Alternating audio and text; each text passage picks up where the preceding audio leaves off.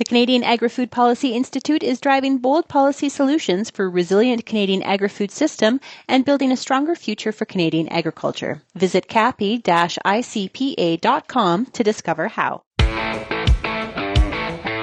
It's time for RealAg Radio on Rural Radio Channel 147 on Sirius XM.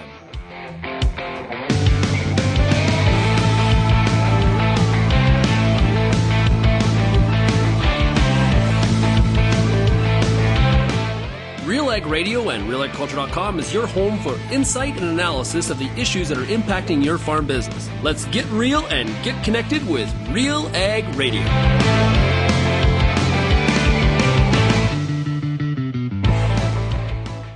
Welcome to RealAg Radio here on Rural Radio 147 at Sirius XM. Shaun Haney, your host here on this Friday edition of the show. Hey, thanks so much, everybody, for making RealAg Radio and Rural Radio 147 a big part of your workday. And, of course, huge shout-out to everybody listening out there on the RealAg Radio podcast as well. We will have a bonus segment today for all you podcast listeners. We got lots to chat about today. We're going to cover a lot. We're going to start off the show today hearing from Josh Linville of StoneX. He talked to our own RealAgriculture's Lyndsey Smith earlier this week. Kind of follow up on what's going on in the fertilizer market, but also what does he make of the possibility of maybe new tariffs on Canadian fertilizer going into the U.S.? I've got some thoughts on it as well, but first we need to hear what Josh has to say. And then we're going to dig into the RealAg Issues Panel. We got Meagan Murdoch from Hill and Knowlton. We've also got Kelvin Heppner and Lyndsey Smith, both from RealAgriculture. We're going to talk about another floor crossing. Another conservative decides the day after the conservative Christmas party, maybe what? I'm a liberal.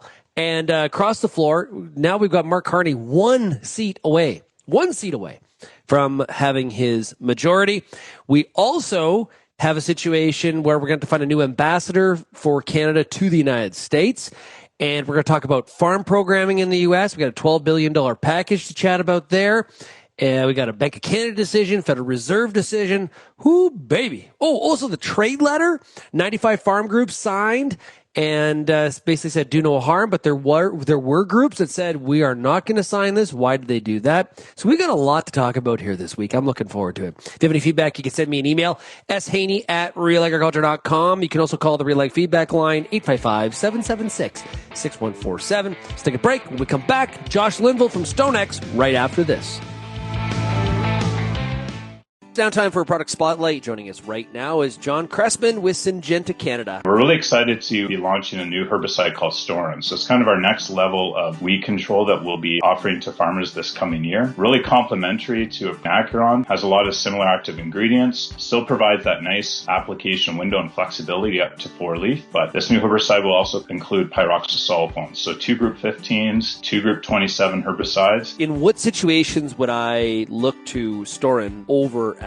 Where really Storen has its preferred fit is if bluegrass you challenge with, that's something to maybe investigate and look at using Storen. I think the other one where we really demonstrate some additional weed control is with glyphosate-resistant waterhand. I think farmers who have it know how relentless it is. It will continue to germinate right throughout the season and a pretty challenging weed to control. So if you're a farmer that's really challenged with some of those weeds, definitely something to take a look at this coming year. Reach out to your local rep, or you can also check out our website, syngenta.ca.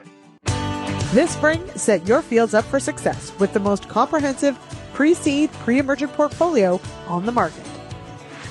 Knock down early weed pressure with fast, powerful burn-off, including new Averio herbicide. Then extend your control to manage late flushing weeds and protect your crop's clean start. Need both? FMC offers complete pre-seed solutions for every soil zone and weed spectrum. Start clean, stay ahead. See your local retailer today. Before we get to the RealAg Issues Panel with myself, Kelvin Heppner, Lyndsey Smith, and Meagan Murdoch of Hill and Knowlton, let's hear what Lyndsey had to say with Josh Linville of StoneX, talking about fertilizer prices and the current market, but also some of the things we heard from President Trump this week on the possibility of tariffs being put on Canadian fertilizer headed into the United States. Here's Josh and Lyndsey. I'm Lyndsey Smith with RealAgriculture. Joining me now, it's Josh Linville. He's Vice President of Fertilizer for StoneX. Josh, it's been an exciting week. How are you doing? Well, I'm a little tired, and it's only Wednesday. We're not even halfway through this sucker. Ain't that the case? Okay, so it has been a very busy week. We will get to the threatened tariffs on Canadian fertilizer, of course. But let's back up a little bit with getting an update on sort of where things are at in the fertilizer market, sort of large scale. Yeah, so let's start globally. When we look at the nitrogen markets, and specifically we're looking at urea, we've actually seen some softness. And this is something we started talking about several weeks ago. We looked around the world and said, no, wait a minute. S&D wise, we're improved from this time last year. You know, you got more Chinese exports. Russia's still doing well. Middle East is quiet. The only real shortfall that we see today is European production still at 75%. And frankly speaking, natural gas prices continue to fall. They're in the upper 8s, lower 9s, which is something we haven't seen for a while. So all of that combined with the fact that a lot of your manufacturers around the world still seem to have December shipment product left to sell, and there's just not a lot of excitement over the next 30 days. This thing could continue to look soft. Now, that does not mean UAN and anhydrous prices are going to follow along with it. They have plenty of their own problems, but at least urea is trying to lead that charge lower. Phosphate has come off significantly when you look at Indian and other global prices out there, off about a couple $100 from the absolute highs. We still think there's a lot of problems there. A lot of the issues we've been talking about are still present. But one thing that I will say I messed this up, is China. January through, say, May, they didn't export anything. But all of a sudden, May through October, they exported 4.5 million tons. That's a lot of tons in a short amount of time. But we think those tons are going to start disappearing again as we get November, December data and then into 2026. So that should stabilize that market going forward. And potash, you know, aside from this tariffs, Corey, there's nothing to talk about on potash. There was a contract signed between Russia and China, similar to one they did back in June. That price increase, $2. That's how quiet potash is. There's just nothing going on there. And that's great. It's well priced. It's where it needs to be.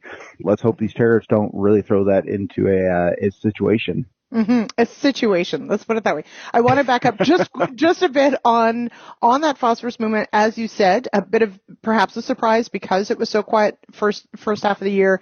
Any indication as to the why? Like, is that just needed to get some product out? I mean, I know it's China, so it's an educated guess, but do we know why? Yeah, keep in mind, they normally export between 8 to 10 million tons. So when we're talking about 4.5, 5 million tons for an entire year, that sounds like a lot. And it is. Right. It's still half of what they would normally do. And we don't really know why it is that their exports are still reduced like they are. There's a lot of theories, but as far as firm details, that communist government, not exactly forthcoming with those. Mm-hmm. Yes, that's today's interview is brought to you by being somewhat facetious. Anyway, so it's true. These are the things in markets we have to grapple with, right? As we don't always have a lot of transparency on these things. Now, all right, so let's settle on the potash discussion so first let's lay out sort of the landscape here. So Canada, obviously huge producer of potash, huge seller of potash. Mm-hmm. The main source that U.S. farmers use is out of Canada. Who are the other players? Where do sort of potash flows sort of move globally? So when you look at it, Canada is the largest producer, the largest exporter in the world. They account for, I think it's about 88-90% of all the imports that we bring into the U.S. marketplace. Massive. Makes sense. They're literally our next door neighbor. So of course they would be a big one. The problem is, okay, if we start to upset them, where else around the world do you start to go to? Our second biggest supplier, and they only do about 8 to 10% of our imports, Russia. We're not exactly on good standing with those guys either. Not exactly, no. Yeah, and then you start going down the list from there, and it drops off fairly quickly. So that's the unfortunate part, is this is something we need to watch very, very closely. Mm-hmm. Now, we should state, and this is, I mean, I feel like every interview we do when it comes to tariffs on, tariffs off, whatever, you have to timestamp it just because things change. This is a threatened tariff on potash. This is not necessarily in place or real or would even happen. But I know that for those of us here in Canada, sort of caught us a little off guard. This is one of those, I feel like it sort of falls into the banana category in that, you know, potash reserves are something that you can't just decide you have them. Like they live where they live. And so there's a reason that Canada is such a huge exporter of potash. So from your perspective in the last few days, living, of course, in this fertilizer market, what has this sort of even this threat of tariffs really had people talking about? Yeah, you're absolutely right. This is a threat. It is not anything he's followed through with. And what I'm hoping is this is another situation where people take him at his word rather than his negotiation strategy. We've seen him throw out outlandish threats and claims and things like that. And it's an attempt to get the other counterparty off balance, offset, because if you're set in your ways and I come to you and try and change your mind, you're going to say, no, I'm not going to listen to you. I have what I have. But if I come and I completely rock your world and you're like, oh my gosh, what in the world is going on? I don't even know what to think anymore. Well, you're a lot more willing to not negotiate. So I'm hoping that's the case. But you're right. The U.S. is highly, highly dependent on imports from the rest of the world, from Canada, from Russia, in order to meet our needs. Now, we do have potash reserves in the U.S., and we've actually got a new mine going in Michigan. There's increased production out around the Moab region. We've got it down around Carlsbad, New Mexico. So we have some, but it pales in comparison to what our demand is. And to your point, I think we have more reserves. Reserves don't do you a lot of good if you don't have access to it, if you haven't been building your way down to it. And that's going to take years before that happens. So, yeah, and it's a thing. We always look at it from, you talk about the U.S. S&D, you talk about the Canadian S&D. It's really the North American S&D is how we look at it. And that's why we've never worried about it until we start doing stuff like this. Mm-hmm. Well, and so, I mean, I think from the outset of the Trump administration, from the Canadian perspective, there have been certainly those products, and potash being one of them, where it's one of those that the U.S. absolutely needs in large quantities, and we have it very close by. It feels like, it's a win for U.S. producers to have access to Canadian potash. So definitely does feel a little out of left field on this one. But as you mentioned, maybe it is just a little wake-up call that, nothing is necessarily off the table in the negotiation phase, right? Yeah, absolutely. And I think that's what it is. I think this is just trying to get some attention and say, listen, we need to talk. I'm not going to be able to get you to the table quickly if I don't threaten you with something. So this is what I'm going to go with this round. Now, let's also mention a tariff on potash coming into the U.S. would significantly increase the price to U.S. producers. That's how tariffs work. So what happens with price? Well, and this is where I think Washington, D.C. politicians kind of get messed up on their view. There are some tariffs out there where, let's say, you're Canada, I'm the U.S. And if you are ridiculously highly dependent on my demand for your product, and I can go elsewhere to get that product, well, then you're going to bear the brunt of that tariff rate. You're going to have to sit there and say, listen, I can't take my price up because they'll just go to Russia, Israel, wherever it is, and get the product from there. So I have to reduce my FOB price to basically account for that tariff. That's not the case here. Unfortunately, when you look at it, I'd say in this case, this is one of those situations where the U.S. needs that Canadian ton even more.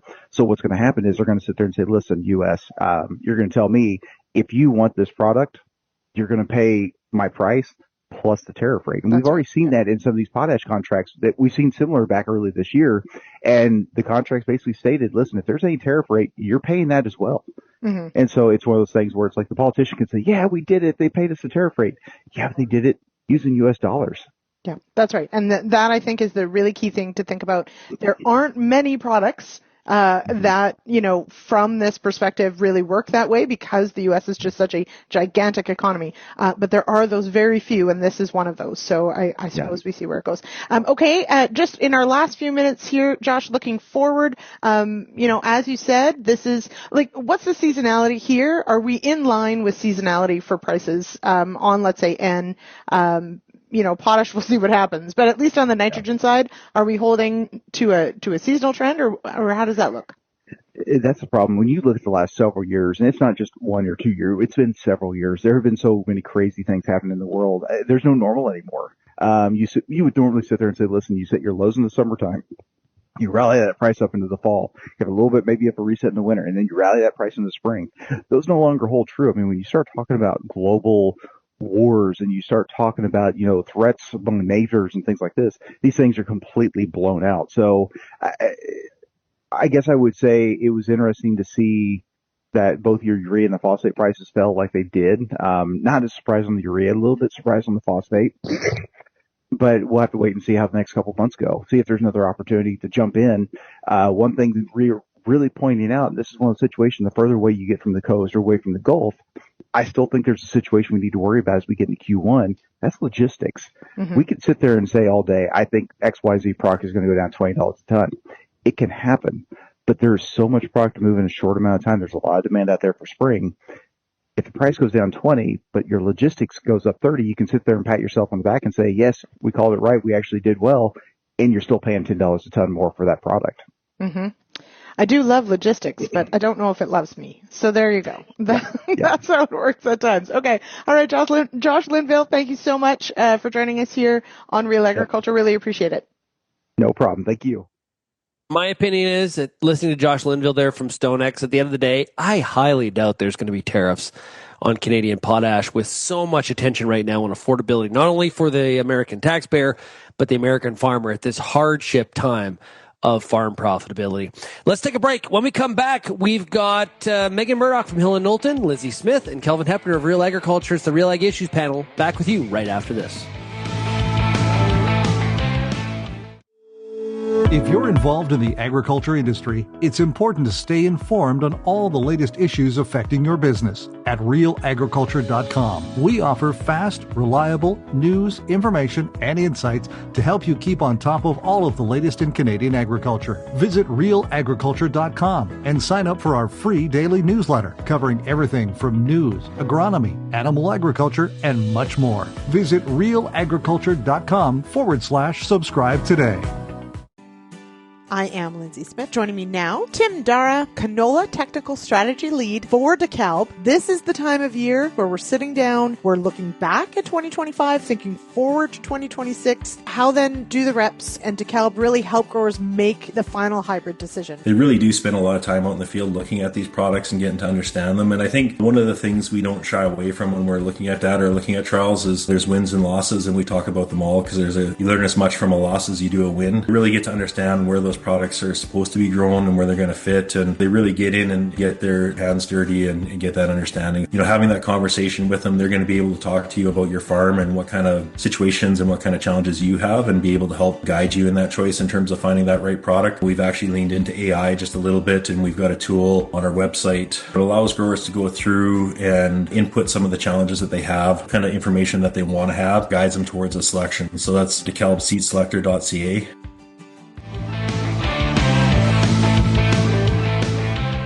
And welcome back to RealAg Radio here on Rural Radio 147, Sirius XM. Ooh, the commercials around this place. Hey, CDC Evident Durum from Alliance Seed is the clear choice for plant 2026. It delivers high grain yield, strong disease resistance, and excellent end-use suitability. Who would want more?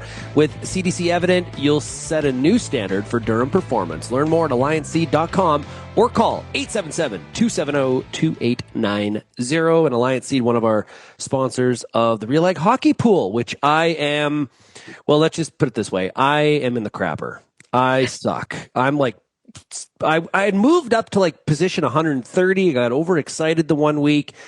I'm like 220 now. I don't know what's going on. And it's too many Oilers and too many Leafs. And I blame Kelvin and Stuart. I blame Stuart Person from MMP as well. I thought the Oilers would be good this year. They are not. They finally traded Stuart Skinner, though. So there is that. Let's get to our RealAg Issues panel here on this Friday. Now that we've covered, we did hear Lyndsey Smith's interview with Josh Linville a little bit earlier here in the show. And let's bring her in. It is Lyndsey Smith coming out of Ottawa, Ontario. Lyndsey, how are we doing? We're doing very well. And yes, great to chat with Josh. Just an interesting week all around. So happy to be here on the Issues panel. We have a lot to unpack, so we might have to go quick through some of these things. Yeah, we got some rapid fire going to happen today, I think, for sure. Also joining us, Kelvin Heppner. He is out of the frigid, frozen tundra of Altona, Manitoba. Yes, doing well here, Shaun. I'm sorry about those Leafs picks. They'll turn it around yet, and we'll both climb up the standings before the end of the season here, I promise. Promise? Yep. On the record. Dude, it's going to be really funny. It's going to be really funny when Stuart Skinner gets to Pittsburgh and he's amazing because he's playing in front of actual defense and not two $10 million pylons. Like, it's going to be interesting how that works out. Maybe he's still going to be not great, but that's a big trade today. Yeah, this is news that I'm actually not up to speed on, so Shaun, you'll have to fill us in. Whoa. Stuart Skinner got traded to the Penguins. That's what you're saying, yeah. Yeah. Big trade this He morning. could be making it up, Kelvin. You should probably Google it. Who's Edmonton getting in return? Edmonton is getting in return Jari, who's the goalie. Yeah, so according to Sportsnet, Edmonton Oilers are pulling the trigger on a trade to revamp their goaltending position. The Oilers have acquired Tristan Jarry and forward Sam Poulin from the Pittsburgh Penguins.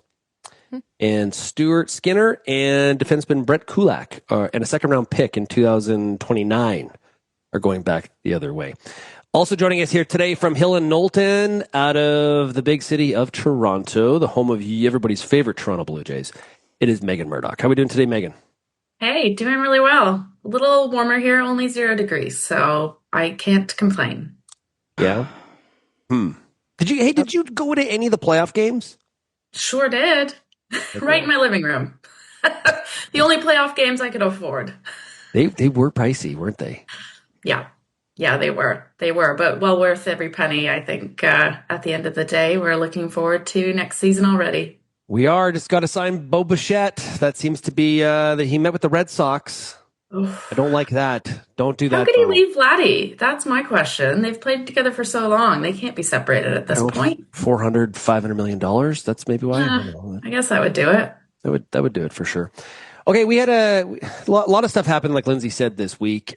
Meagan, let's start with you. What's your reaction to the fact that another conservative has crossed the floor and gone to the Liberal Party and the day after the Conservative Christmas party and went to the Liberal Christmas party last night? What do we make of this? Well, I appreciate his timing. I mean, to get 2 parties in, that takes some, coordination. It's a busy December, and yet he's found a way to maximize that party aspect. So, I give Michael Mall props for that. Not overly surprised. We were hearing rumblings of this over the last month for sure, that there were a few more considering crossing. But yeah, it leaves the Prime Minister and the Liberal Party just one short of majority, which is, in their regard, I'm sure, a good place to end the year. Now, Lyndsey, what is a bit surprising is who crossed. It sounded like a lot on some of the political panels on Thursday night. A lot of people did not have him on the bingo card. Mm-hmm. And that, I mean, I live in Ottawa. I'm not in the Ottawa bubble. But I think there are other names that had they announced this, this week, it would have been like, oh, okay, rumors were true. Like exactly that. They were on the short list. But it also tells me though, and others have said this, that there probably are other names, of MPs that are potentially thinking about crossing. And at this juncture, this is a very strange sort of time. The House has risen, of course. Now we'll be off for several weeks, then reconvenes. I think it's end of January. There's likely going to be a few seats vacated, what with Chrystia Freeland moving on, et cetera. That, there's this precarious sort of timing here of if I were an MP considering crossing the floor to the governing party and I was the one that made it a majority, that I feel like the stakes are now very much in the favor of more people crossing, or at least one more crossing, because it becomes this, much more sort of positive for your own career, et cetera, and potentially for the party. And then you're in a majority parliament. You potentially have secured yourself your job for your 4 years, whatever the case may be. So all of this, though, to say, regardless of what people think of floor crossing, et cetera, I just have to wonder, what does this mean for Pierre Poilievre's leadership and his leadership review that's happening next month? Because this can't be stacking up in his favor. Yeah, and obviously we make that connection a lot, okay? But at the end of the day, if you were I guess the reality of this is then aren't those kind of detached? I'm trying to get my head wrapped around this. They're kind of detached because if you really wanted to be in the Conservative Party, you would stay in there and push for a new leadership change, but you're choosing to cross the floor to make some sort of point, which Mr. Mott said was he wants to have leadership that has solutions, not division. Which is clearly a shot at Poilievre. Kelvin, what's your take on this whole situation? It's very strange timing, and partly because we saw a different floor crossing a couple of weeks ago, and since then, Pierre Poilievre had kind of, it seemed like, was trending in the right direction. He had a good showing at the Parliamentary Press Gallery banquet last week, and the press was actually giving him some positive reviews lately. It seemed like the ship was kind of being righted a little bit, and here to have this candidate, and again, this is an MP that nobody's really heard of or known of. It's not that he's stalwart in the Conservative Party or anything like that. He likely won his seat because the Liberal candidate in his riding made some comments about Conservative Party candidates a candidate having a bounty on his head in China. And so this is a riding that has a history of scandal around ties to China and things like that. So I think that there will also need to be some follow-up in terms of reassuring the public in terms of kind of what the motivation was here. And we're going to need to hear more to this story because it's just weird timing to do it right now. And again, the reasons given, I don't know, it just seems strange all around. Yeah, maybe not a Conservative to begin with. John McCallum's old riding, by the way, which has its own exactly, who was ambassador to China and had scandal attached to him as well. So this riding has some history there. Meagan, go ahead. And, I mean, I think it's worth noting the difference between these floor crossings and ones that have happened in the past, right? You think of like Belinda Stronach or any of those larger ones, Lawrence Cannon. A lot of these seats are like split basically 50-50. I was just looking up the results in this particular riding. This particular riding was a little bit further apart. So Michael Maw had 47% and the Conservatives had about 40%, so a little bit closer. But some of these, like the Nova Scotian riding, I think that was like within a hair, right? So they could have been Liberal, they could have been Conservative. It's not a massive switch, if that makes sense. And for someone like this, like to Kelvin's very good point, this guy was virtually unheard of, has no prospect of ever being probably in cabinet in a Conservative government. Like when you think you're at the bottom of the pile, kind of makes me think of Survivor because I've been watching a lot of that lately. Like if you can make a big move to the other side and actually be like a bit of a kingmaker, or that's really good for your future. If you were at the bottom of your allied pool on the other side. So I just think it's like a bit self-supporting, but it also reflects like these ridings could have went either way. So I actually don't think they'll have much feedback from their constituents. They'll just get another 50% on the other side in support of it. And exactly to my point, this is really, I'm not really, although Poilievre, the arrow's pointed at him here, really little to do with Poilievre. It's more to do about power. It's not about solutions and not division. It's about what's in my personal best interest. And hey, listen, I'm not being critical. That's politics, everybody. If you think everybody just kind of goes to Ottawa to, create a better world, sorry to tell you, it doesn't necessarily always work that way. Mm-hmm. Most people are not that altruistic, but I do think that as the Conservative Party, you have to be sitting there going, all right, what is happening here, and can you sort of staunch the flow of all these people heading over to the other side? Where does the buck stop? And to me, it stops at leadership. So it does come back to Poilievre at some point. Is that what motivated this? Not necessarily. I'm not saying it's that straight of a line, but it does definitely make the leadership review perhaps a little more tenuous than maybe last week, let's say. We could also see some major change in the House of Commons here over the next couple of months, tied to actually our ambassador to the U.S., Kirsten Hillman's announcement that she's moving on. There's potential that Mark Carney, as in announcing the replacement for the U.S., will also move some former Liberal cabinet ministers to new ambassador posts in the EU in Bill Blair and former Minister Wilkinson. Are expected to get ambassador posts, and so there could be some by-elections and some potential changes there too in terms of seat makeup through the month of January into early February. I vote Jason Kenney or James Moore. For ambassador? Ambassador? Well, that's another whole segment, Sean. There's another segment that we could talk about, but I have a different pick, and I haven't heard her name mentioned at all, but what do you guys think about Caroline Mulrooney? Oh. Also possible. So as much as I love that, Kelvin, it's going to be a dude. I'm just putting my money on that now. And so why do you say that? I disagree. It's going to be a dude.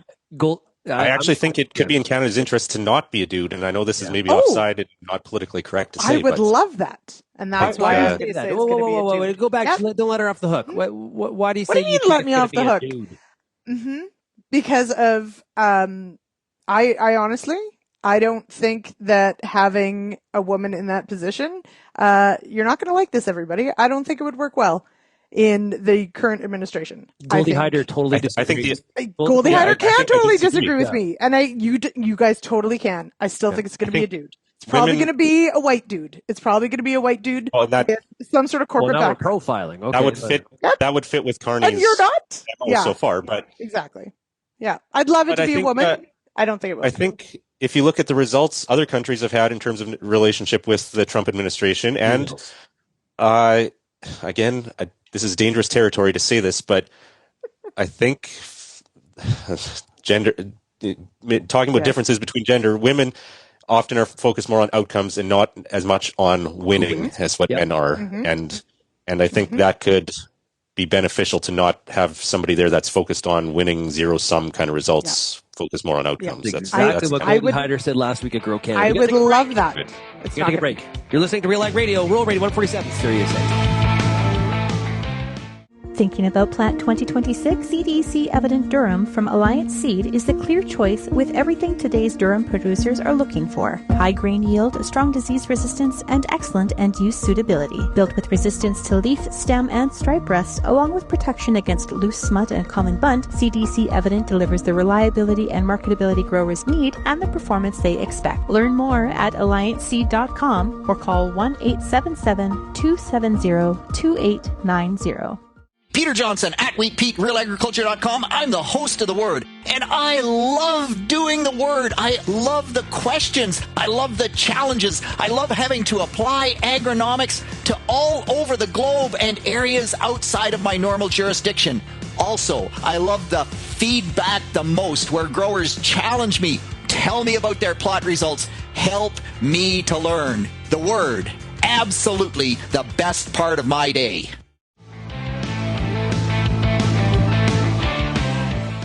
And welcome back to RealAg Radio here on Rural Radio 147. Hey, the Crossroads Conference coming up here at the end of January 27th and 28th in Edmonton. Join the industry for cutting-edge insights, new technology, and practical tools for today's farm. You can get some early bird tickets up until December 31st for $169. You just got to go to crossroadscropconference.ca. We've got a really great RealAg Issues Panel. Meagan Murdoch of Hill and Knowlton, Kelvin Heppner, Lyndsey Smith of RealAgriculture. Hey, Meagan, during the commercial break, we were looking at some of those last riding results for Mr. Ma, and it was actually really closer than we first disclosed. Yeah, it turns out that the data was even closer, which just supports all of our good points anyway. 2025, he got 50% of the vote. And the Liberals got 47% at the time. So just underscores the point that the riding could have went either way. So when he crosses the floor, he still has 50% of his constituents that voted that way, which, and a lot of the ridings across the country are like this, like the one in Nova Scotia. So I think it just kind of underpins the point that there could be more in the future. So we'll be keeping a close eye on this. Yeah. And we were talking about the need for a new Canadian ambassador to the U.S. Kristen Hillman is going to be moving on to something else. Kelvin, any word on where she's headed? No, we have not heard where she's headed, but she's actually been one of Canada's longest serving ambassadors to the U.S. and certainly somebody that navigated some dangerous waters when it comes to the renegotiation. Well, she's worked on a lot of the big trade deals that Canada signed over the last couple decades, a decade and a half, and certainly was well respected both sides of the border. We heard from U.S. Trade Representative Jameson Greer this week too, saying kind words about her and the work she did representing Canada. And so, I think she leaves some huge shoes to fill, and wherever she goes, hopefully she doesn't go far in terms of still providing value to Canadians and the knowledge the experience she has in terms of sharing that and passing it on. Well, two things. One, she's probably not the next host of this show. We could try, but I doubt she's interested. And worth an ask. Worse than panelist. She could be a panelist. The real question, Shaun, is whether you're the next ambassador. That's the question. Exactly. Well, you are the third person to ask this week, but no one has actually after your parents or the unofficial ambassador. Yeah, he'll retain that title. Yeah. I'll retain. Retain the title of. Bloody heck, I try, but yeah. I told you it'd be a dude. It'd be a sweet. We've talked about this before. Being the ambassador to the UK, pretty sweet gig. The ambassador to DC right now would be there's a heavy load there, a lot of work. It is going to be a very tough job. Super interesting. So, yes, super interesting. But anyway, you have my vote, Shaun. That's why I say should go. Appreciate that. I appreciate that. Okay, Kelvin didn't, just so you know. I know Kelvin he didn't. He went with me at all. Mulroney, so. Yeah. It was interesting. I was talking to a listener yesterday, and they said, I really appreciate the panel. Kelvin always has his facts. Kelvin does. I felt like there was a compliment, but at the same time, I felt a bit of a backhand. Mm-hmm. It's a bit of omission. Yeah. We're going to have to up our game, I think, on the facts. We are. Yes, we are. Anyway, we'll try. Well, speaking of the man with the facts. I think it had to do with the side of the argument that I took in that issue as well. Fair point. Maybe. Fair point. Yeah. Well, let's get to the man with the facts. Kelvin, we had a cabinet shuffle in Saskatchewan. We have a new, again, ag minister. Yeah, familiar face back in the post. David Merritt, reappointed to the Minister of Agriculture portfolio by Scott Moe yesterday in a pre-holiday shuffle. Merritt was the ag minister from 2018 to 2024 when he was replaced by Darrell Harrison, and Harrison has been dropped from cabinet now. So, still digging into kind of the why behind this, why Premier Moe has chosen to bring Minister Merritt back.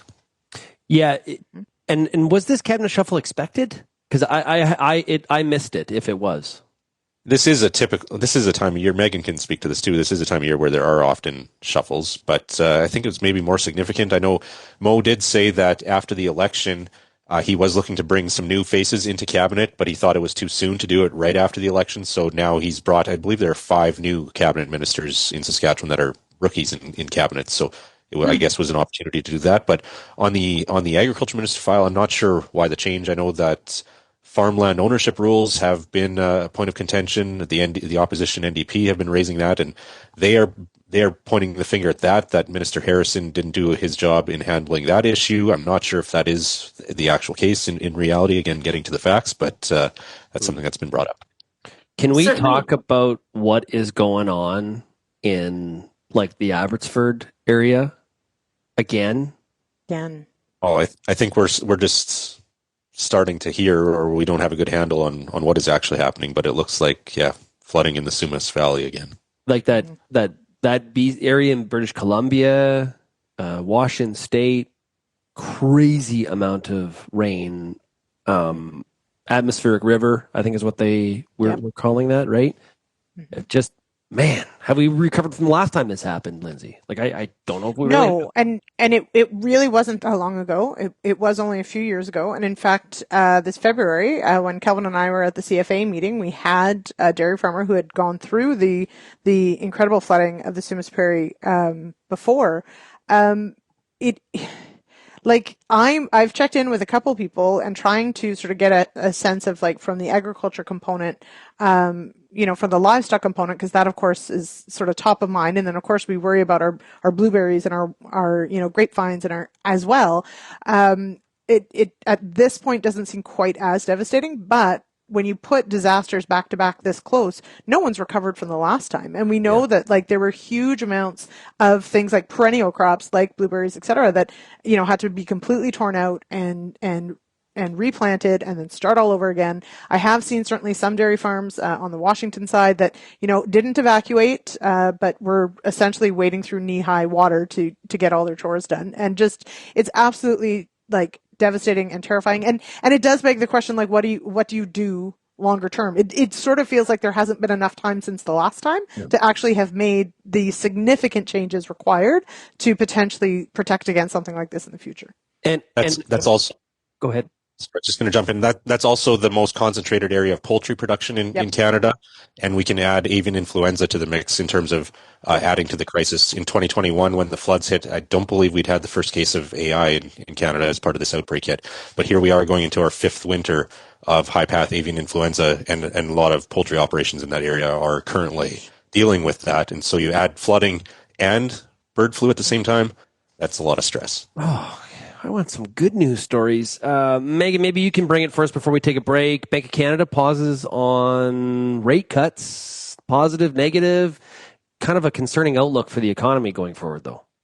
Yeah, I mean, I think it's overall positive. I mean, if they would have made another rate cut, it would have demonstrated that they were concerned about the economy. But the fact that they've held kind of, shows that their data, what they're looking at, suggests that, the hikes or the cuts that they've, made and even before that, the hikes that they made have had the right impact on inflation.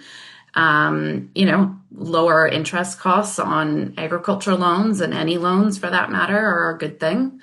It's a little interesting to see what's happening south of the border. They're kind of taking a different approach there and what impact that might have on the dollar. But, overall, I think it's a good sign that the Bank of Canada doesn't feel they need to be active.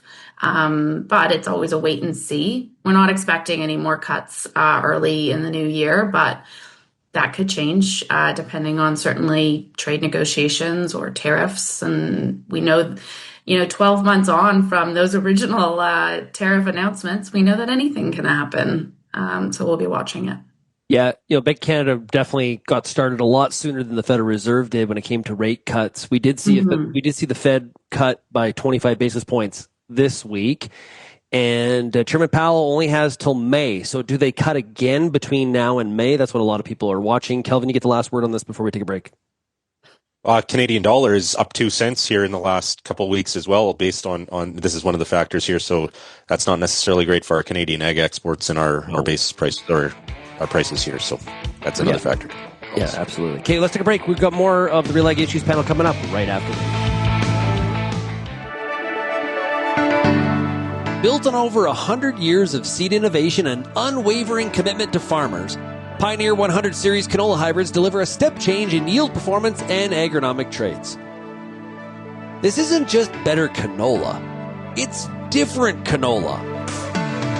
Pioneer 100 Series. Contact your local Pioneer sales representative or visit pioneer.com/100 series to learn more today. I get to spend every day talking to farmers in the ag industry through RealAgriculture.com and RealAg Radio. But nothing is more fun than speaking to an audience live and in person. If you're planning an ag event, book a Real Agriculture speaker to make it a successful and memorable experience. Email shaney@realagriculture.com and you can book myself or any other RealAg personality to speak at your event. Bring your audience all the fun, insight, and energy of Real Agriculture. Welcome back to RealAg Radio here on Rural Radio 147. Fridays are my favorite day. Lyndsey dreads Fridays, but I happen to I love. Lyndsey, why do you dread Fridays? Because I have about 3 days worth of work to do in one day. I do really love this panel, though. It is the highlight of my week. It does tend to take a little bit longer, though, than it probably needs to. Right? Yeah, when it comes to time management, this is where Shaun Haney falls apart. It's just the sports segment, I think, Lyndsey, that really extends it and takes up too much of your Friday time. Well, I do have some listeners that every time we talk about sports, I get emails that say, I don't tune into this show for sports. More ag, less sports. I do. And they're from an L. Smith. It's weird. Well, I'd listen to the constituents. Meagan's relatives. It's all Meagan's relatives. Okay, let's get to it quickly here. We had a letter signed by 95-ish plus farm groups across the country saying do no harm to agriculture in the next CUSMA USMCA negotiations. We had some omissions, people that probably that's the more interesting part, who didn't sign the letter, and that was some of the grain and oilseed groups in Western Canada. Well, also on other areas too, like the Grain Farmers of Ontario was an example. So I guess we heard from Tyler Fulton from CCA about why they did sign the letter. And Kelvin, it seems that all this kind of comes down to issues around, is the do no harm in aggregate, cumulative, or is it incremental commodity by commodity? Is that the simplest way to look at it? Yeah, the letter includes a sentence that refers to not introducing any changes to the trade deal that negatively affect the agriculture sector, which to me, in my opinion, in that the most basic interpretation of that, it means the agriculture sector in aggregate, but the grain groups and oilseed groups, crop groups in general, there's a sensitivity around supply management and dairy and what's happened in past trade negotiations where dairy has refused to accept concessions. And there's a concern that that sentence will be used to justify to argue to not have harm to any specific sector, even though the sentence in this letter refers to the agriculture sector, not a specific sector. So that's where I think there's, again, this is my opinion, not wearing my reporter hat, but my opinion on this. There's some real overreading into what this sentence says. And the semantics, I think, could have easily been worked around to have all these groups on board. And it's a sad day that we don't have more unity among all these groups. And I think from a U.S. perspective, if you're a U.S. farm leader, you're like, hang on, why are Canadian groups not agreeing on this? Maybe we should pick at this a little bit, that kind of thing. So that's where it's unfortunate that that we couldn't have more than 95 or 98 groups sign this letter. Yeah, like U.S. farm groups are not all on the same page on all the issues for sure, but 200 of them signed a letter. And some people have pointed out, listen, that's a totally different letter. Yeah, sure. But I don't know. You tune into RFD TV on a daily basis and you hear a lot of people saying do no harm. It's the same verbiage that people are using. Lyndsey, I think it also comes down to the fact that there's, like, as Kelvin alluded to, there is a mistrust here that the supply managed sector will use this letter against those commodities later on. Like, hey, listen, we have this letter, do no harm, don't do any harm to dairy, when it really was the thrust of it was an aggregate. And so I think that it does, I suppose, lay bare some of the very, siloed parts of our agriculture industry that at times are directly in opposition of each other when it comes to trade deals. I mean, it's not difficult for those of us who spend a lot of time across Canada talking to, grain farmers in Saskatchewan and then a dairy farmer here in Ontario to be able to see very opposing views on some of these things. So, but, perhaps to the average passerby, you don't realize just how entrenched some of these lines are drawn, really. And so I get, like, theoretically where they're coming from as far as not signing on to something that potentially, gets thrown back in their face later. At the same time, I don't feel like one letter is in some way the last word on this in any way, shape, or form. And I'm a little concerned that what it does do is sort of makes this into somewhat more of a negative, or something like you pointed out, Shaun, that, the U.S. can sort of pick at, versus a united voice of, this review of CUSMA, USMCA is, largely good. We even saw from the dairy industry in the U.S. essentially saying, we just want Canada to meet its commitments. And overall, we've seen from the agriculture industry on both sides of the border to say that, like, this deal works quite well. Let's not do any harm. And I don't think there was any harm in signing on to that letter. But of course, I'm not part of these grain groups, so I can think that. Meagan, you're one of the, in your line of work, you're crafting letters like this all the time. What's your thoughts? Well, I look at the letter and see 98 organizations that signed it, and I'm actually shocked. Getting 98 organizations to sign on to a letter, a very kind of general letter, that's a huge feat. I mean, having worked with the agriculture minister previously, trying to get 10 agriculture ministers to sign a bloody communique was, like, impossible. It was rare. So the fact that they even got 98 organizations to sign on is a feat in itself. And it's too bad that we're kind of focused on then who isn't signing it. I think we've talked a lot before, and Kelvin will remind me what the bill was named, but we've talked a lot about more legal apparatuses that are, seeking to tie the hands of negotiators. This isn't it. Like, it's going to be at most, I think, something that the other side, the Americans, will leverage against us. But it's not going to tie anyone's hands about doing something. It's a communications exercise at best. So I'm not overly concerned about it. I am surprised they actually got so many to sign on to something. Yeah. Kelvin, I found it interesting. Last night on Power and Politics, Minister Champagne kind of embraced this idea of sectoral negotiations, is the way I heard what he was talking about, which is a little bit different for Canada, where they've been like, listen, trilateral agreement, all encompassing. But he seemed to be like almost like, bring it on. Let's chat. This is to our advantage. I thought that was maybe I just haven't heard it expressed that way from the Canadian side before.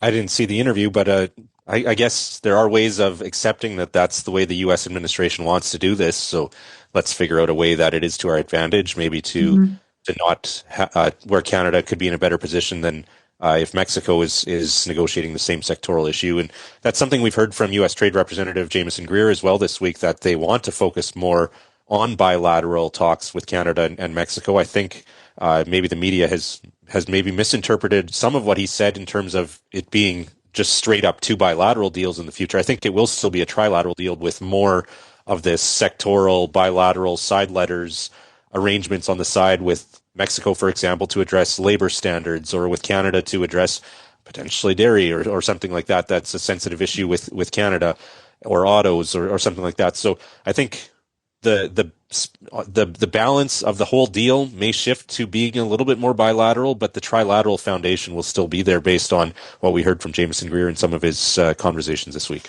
Yeah. Meagan? No, I was just going to agree that sectoral focus would be interesting. I think, like Lyndsey's point's bang on.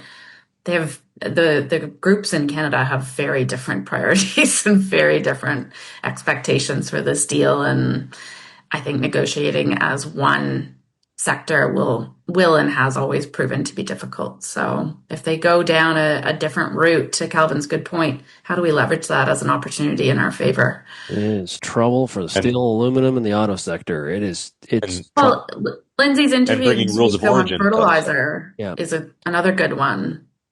Right, but I don't think those fertilizer tariffs are happening. I don't think there's even in the U.S. this week, like my sense is, nobody actually believes there's going to be fertilizer tariffs. No, but it does highlight where, like, Canada has very few negotiating tactics to play, right? And we don't. However, there are industries, there are sectors, and there are components to our economy that dovetail beautifully into the American economy and make it more affordable for America. And where those points are our only leverage points. So I think that, just having to talk about how potash, works in Canada to the U.S., et cetera, is actually a good news story, in that we recognize that there are components of the Canadian economy that America actually, and I hate to say it, maybe needs, at least in the short term. And that becomes a talking point if, especially, we're going to go into these sectoral sort of, sidebars, subheads, et cetera, which I do see that sort of moving that way. The question just becomes, I think you're right, Shaun, on certain sectors, it's going to hurt. Yeah. And I don't know that there's any way out of it. Ambassador Greer was talking about rules of origin. Kelvin alluded to this. Rules of origin on things like, we heard about this a lot in autos. Rules of origin on steel, aluminum, forestry, and other areas there. So it's a protectionist measure, very similar to tariffs in an economics textbook, to do that kind of thing. And so if they're gonna lose some of their tariff tools due to the Supreme Court ruling, rules of origin is another way of restricting import competition. And similar to our meat sector, right, Kelvin? Oh, sorry, what's that? Go ahead. Yeah, it would be very relevant in the meat sector. And U.S. does have voluntary country of origin labeling taking effect here shortly. So we'll see how that plays out. For sure. Hey, I got more on the Greer stuff. We'll maybe get to it in the bonus. I think, Kelvin, we got to bid you adieu. Have yourself a great weekend, Kelvin. Thanks. Take care, everyone. Okay. Lyndsey, all the best to you. Have a great weekend. Oh, Meagan, it was great to have you back on the show. Thanks for having me. Such a good way to spend a Friday. That is Meagan Murdoch of Hill and Knowlton. If you have any feedback, send me an email, shaney@realagriculture.com. And thanks, everybody, for getting real and getting connected with RealAg Radio. We'll talk again next week. Cheers.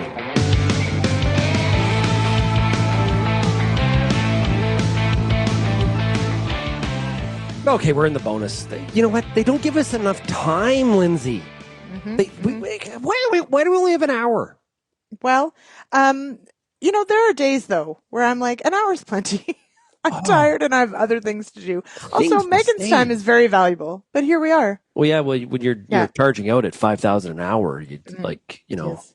I wish. Yeah. Yeah. New cost regime. Yes. What do we get to talk about in the bonus? Especially now that Kelvin's gone. We could talk more about some of the things that Ambassador Greer said. I'm going to play you a piece of audio.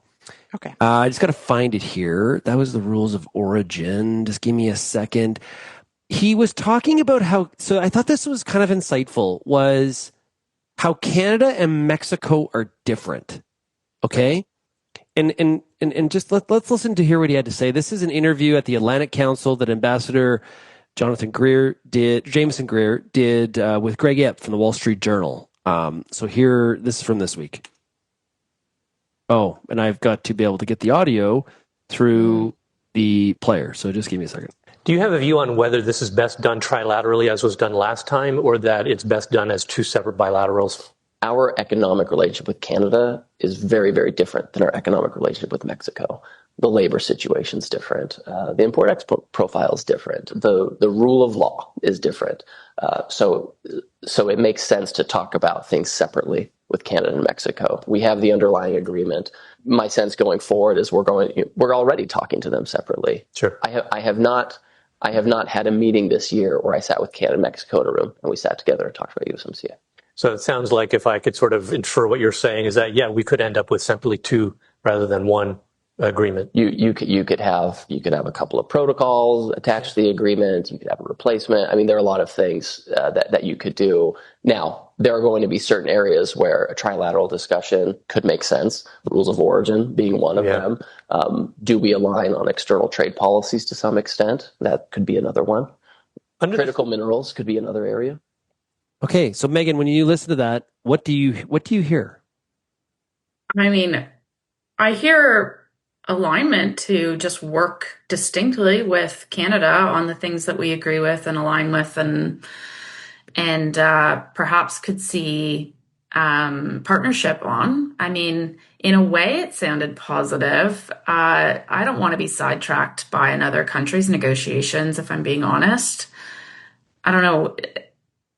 It's interesting that he noted that he hasn't even bothered to sit down with both countries in a room, not even try maybe that path. But I don't know that this is detrimental to Canada necessarily. Mm-hmm. Lyndsey, because I thought it was quite positive to Canada, and again, separates Mexico is different. But I have thoughts on that too. But Lyndsey, what was your observation? Well, and if you listen to the entire interview, and Greer did a podcast recently too, that I do think is like, it does illuminate a lot of like the thought process and the actual overall trade strategy that the U.S. has been taking, and what we maybe can anticipate in this review of the USMCA CUSMA agreement. So it's, while I'm not maybe a big Jameson Greer fan, I think he points out something that honestly was somewhat the case last time around too, is that there are issues between U.S. and Mexico and issues between U.S. and Canada that don't necessarily matter to all three, but there are areas that do. And I think so long as there's an openness to make sure that on those key points where everybody benefits and everybody has a say, that they do sit down, I think that's fantastic. But realistically, just like Canada has really been working on its relationship with Mexico directly as well, is that, it's important that Canada and Mexico be able to work together and talk about what they need or what they want or how they could work better together separately from the U.S. So overall, I think that it could be taken or should be taken as a positive per se, or at least as like an indication of what it looks like over the next 6 months. And that I don't think we need to get super worried or start, wringing our hands every time the U.S. meets with Mexico and not us. Like, there are things that they need to hammer out that don't involve us. Yep. Mexican rule of law and the labor situation, those are not Canada's issues. Mm-hmm. Car manufacturers are not coming to Canada for cheaper labor. That's right. So it's just fascinating how that plays out, because some people would say, you know what, President Sheinbaum has played this better than anybody else. Like, she has a better relationship with President Trump than any other leader. But when you hear that, you're like, clearly he's identifying we've got some big changes to make with Mexico. So there is some conflicting points and observations here.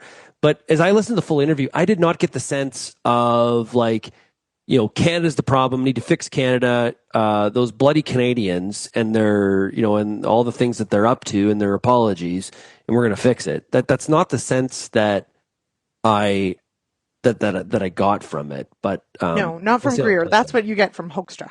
So, which we can talk about too. Yeah. But I'd rather the positive stuff come from Greer and the negative come from Hoesktra if that's how we're going to have to choose. Well, and Ip did press him on a few things, and like as far as, hey, here's what the president has said, and then Ambassador Greer gives like this, like it more of like the whatever, like kind of like here's what's happening, kind of more of the straighter answer. He did push back, Ip asked him, what if you lose the IEPA case on tariffs, which is where people are betting you're going to. I found it interesting. Greer did not push back on that, but he did say he wouldn't disclose what their next course of action is on Plan B and C, and they obviously have one. But he had mentioned his lawyer said that they shouldn't be talking about which I thought was kind of interesting. So it is going to be a very fascinating time at the end. I'm maintaining. I think it's going to be an ugly next 6-9 months. It is going to be a test of Canadians' ability to get over their hurt feelings. It is going to be rough. Mm-hmm. At the end of the day, there's going to be a deal. There's going to be. Yeah. And so Greer he doesn't directly answer, if these tariffs are deemed illegal and all the money has to flow back, how that happens, or if that happens. Exactly that. He points out, like, there are other rules, other things that they can use to essentially meet their economic and trade outcomes. So just, I guess it is just a caution to anyone who thinks, the IEPA tariffs or this using of the IEPA tariffs was deemed illegal. There will just be a new way. There will be to deal with it. That's all there is to it. So we not have as flexible. A long road. We have a long road ahead of us. Yeah, absolutely. The other thing I take from that as well is that probably a lot of these negotiations, Canada's had pretty preferential treatment so far in this period of tariff time. If you look at the average tariff rates, Canada may have to be dealing with a blanket tariff going forward. I think, Meagan, that potentially, and it's like it's sort of like that. That's the payment for the access to the market. It seems that, and I'm putting words in Greer's mouth, but that seems to be how it's viewed. What are your thoughts on that blanket tariff? Well, I think you made the good point that Canada has had relative preferential treatment. It's all relative. And so as long as Canada's tariff is less than counterparts around the world, we're still in a pretty positive position. So there may be a blanket tariff, sure, but if it remains lower than our competitors, I think we're in the strongest position that we could hope for. Yeah, good point. Okay, so Lyndsey brought up Ambassador Hoesktra, who has really had an interesting time as ambassador in Canada. There's two things definitely at work.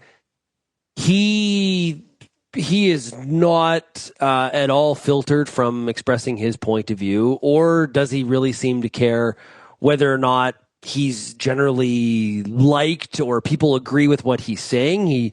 He probably, some would describe him as a little bit abrasive, and some would describe that probably a little bit stronger. And Canadians seem to be addicted to being offended by the things that Ambassador Hoekstra's is saying. And so it's a lovely relationship. And I thought of him this week when it was announced that he's going to be doing a fireside chat at Crops Convention, which is the Canada Grains Council and Canola Council of Canada meeting in March. And when you see announcements like that, you start to think, okay, man, if I was going to ask, if you're doing the interview, and I do this watching TV too, by the way. This is a very strange behavior. Maybe Lyndsey does this too, where you're like, "Oh, that was a terrible question. You should have asked this." Right? We if you're in the business, I think you do it. What would I ask Ambassador Hoekstra's if you're doing the fireside chat with him? And Meagan, do you have a thought on that? What would you ask the ambassador? Yeah, something I'd want to know. I mean, there's so many questions that you'd want to ask him, particularly around details and whatnot. But I think if I stepped back a bit, I'd want to ask him, how can producers, farmers, the government trust that negotiations and any resulting trade agreement will be done and upheld in good faith. That's kind of, we're going to talk a lot over the next year about the negotiation, what's in, what's out, what we're hearing. But my biggest concern is that the negotiations won't be in good faith. And even after the ink is dry, what means that they'll be in place for very long, right? That's my biggest concern. How do you negotiate in this environment? So I'd be curious what his view is on that. Yeah, and we kind of heard that in the Ambassador Greer interview with Greg Ip as well, where the pendulum was really swung. NAFTA, there was no review; it just kind of went on, and now we're like in maybe like, well, we didn't renegotiate NAFTA for so long. We need to keep on looking at whatever we agree to here over and over and over and have this period of volatility. Maybe the pendulum swung a little bit too far in that direction. That's actually a really good point. So, Lyndsey, how about you? Well, so Kelvin couldn't be with us in the bonus, but before he left, he did leave a real nugget that I would also ask because I think Kelvin and I are equally offended at times by this particular gentleman. Yes, we're very Canadian. So Kelvin would like to know, did your mother never teach you any manners when you're visiting someone else's house? And so hats off to Kelvin Heppner, 100% excellent question. My question, I suppose, would be along those lines, but probably before Kelvin asked that question, so he'd still answer it. How does he view his role as ambassador? Is he there to, further the U.S.'s cause in Canada? Is he here to make sure we fall in line? Like, how does he view the ambassadorship role as an American in Canada? Because I feel like most people agree on what ambassadors are supposed to do or be, but there's probably room for interpretation on that one, and I would love to know what his interpretation of it is. Yeah. Meagan, what do you think about that?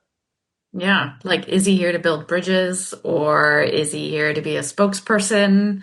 I think it would tell us a lot about the way that they view Canada. Like, is it, am I here to work with Canada or am I here to just represent the US? Yeah. So, well, hey, according to the US website, the purpose of the ambassador is to be the highest ranking representative of their home country in a foreign nation, acting as the president's or government's chief diplomat to foster relations, promote national interests, economic, political, and cultural, protect citizens, negotiate agreements, and manage the embassy, all while upholding the home country's values and policies in the host nation. Now, some may say that's what he's doing. Just the way he communicates is not exactly culturally acceptable in the country that he's the ambassador to. Mm-hmm. So can you fulfill those duties if the host nation stops listening to you or vehemently disagrees with how you say something, not even what you're saying? Mm-hmm. Well, what's interesting is people see this is like the addiction to the offense. Is conventions and industry groups continue, like everybody's all up in arms about things that he says. And I've seen Andrew Coyne say, why do people keep inviting him to stuff? Mm-hmm. But people are like, oh my God, can you believe what he said today? But then people keep on, like, it's like people like are addicted to like the fact that I can't believe what he said and I'm really, really offended. It's like the Howard Stern effect. 50% of the people love what he says on a day, tune in because they love him, and 50% of the people tune in because they want to be offended what he's going to say next. I suppose, I mean, at some point though, this is where, as Canadians, you invite the ambassador because it's the right thing to do, and that's what you should do, or that's what you would do, and so that's what you do. I guess I don't know, if taken as a tiny little snapshot of our countries, we are seeing Hillman step down and Hoekstra's here, and I'd take one Hillman to 10 Hoekstras or vice versa any day. Well, so whatever. Here's what I'll say. Yeah. I I am betting, and this is a bit of a cultural thing. Canadians are able, one of the things I think the strengths of Canadians internationally is they're able to assimilate and be a chameleon into other cultures. So Hillman's transition to being in DC, because there are differences in American and Canadian culture, just no different than Canadian to British, right? So her transition into that position would have been far easier in her makeup than it would have been Hoekstra coming from Michigan and being a member of the House of Representatives in DC to coming to Canada, right? Because I just think that's again getting back to some of the culture, the stereotypical culture things that we have to say. I still think his audience is not Canadians. The audience is the things that he's communicating and how that is perceived back at the White House. I do think though that he could show a little bit more enjoyment. Like one of the questions that was asked of him this week was, what's your favorite Canadian city? And his answer was Yellowknife. Okay. Yellowknife is great. I think that's the Prime Minister's favorite one, isn't it? Isn't that where he's born? Maybe. I guess. Maybe. But he also, in that, I think it's the Politico podcast, he really, it was 200 seconds. There were some really great questions that could have been a lot of fun, and he's just petty. I just want to point out just here, it does look like Mark Wiseman was officially selected yesterday, but it has not been officially announced. So just putting it here that two sources have confirmed it, but it has not been officially rolled out by the Prime Minister's office. I'm still the unofficial one. I'm out of the running. Yeah. So, your last name is not spelt Wiseman, and you are not 55. So you're the backup goalie, Shaun. Good.